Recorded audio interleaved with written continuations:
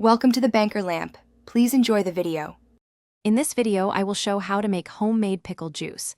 Making your own pickle juice is surprisingly simple and allows for custom flavors. First, you'll need some basic ingredients: water, vinegar, and salt. The type of vinegar can greatly influence the final taste, so choose wisely. You'll also want fresh cucumbers or other vegetables, and clean jars are crucial for safe storage. Let's get started on crafting that perfect brine. Now, let's create the brine, which is the heart of your pickle juice. A good starting ratio is 2 cups of water to 1 cup of white vinegar. This provides a balanced acidity. Next, add about 1 tablespoon of pickling salt. Regular table salt often contains anti-caking agents that can cloud your brine. Heat this mixture to a boil, stirring until the salt completely dissolves.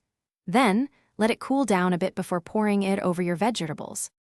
Once your brine is ready, it's time to add some personality.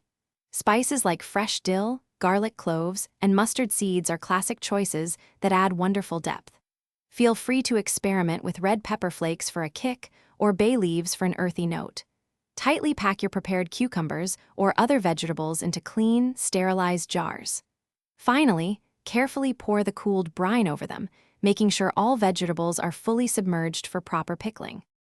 After jarring, seal your containers and place them in the refrigerator. Allow them to chill for at least 24 hours. This gives the flavors time to meld beautifully.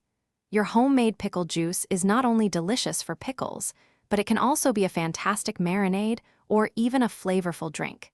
You can even reuse the juice for a second batch of vegetables, extending its utility.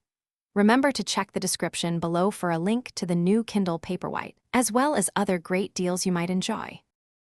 Thanks for watching. If this was helpful, leave a like and consider subscribing. See you next time.